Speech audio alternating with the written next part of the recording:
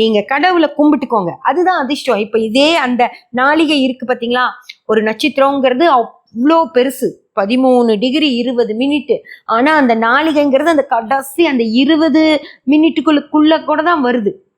ஓகேங்களா?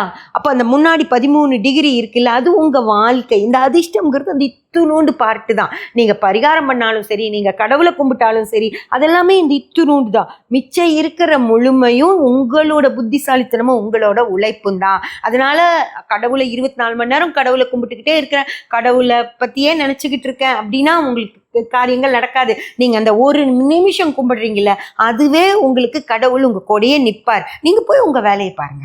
எதுவும் எதிர்பார்க்காதீங்க. கடவுள்கிட்ட முதல்ல பணம் வேணும்னு கடவுள்கிட்ட கேட்காதீங்க. எனக்கு புத்திசாலித்தனத்தை கொடு, என்னோட உடம்பு உழைக்கிற அளவுக்கு என் உடம்புக்கு சக்தியை கொடு கேளுங்க. உனக்கும் சேர்த்து நான் கோயில் கட்டுறேன், எனக்கு மட்டும் நான் வீடு கட்டிக்கல, உனக்கும் நான் கோயில் கட்டுவேன், ஆனா எனக்கு அதுக்கான திறனையும் அதுக்கான உடல் சக்தியையும் கொடுன்னு சொல்லி கடவுள்கிட்ட கேளுங்க.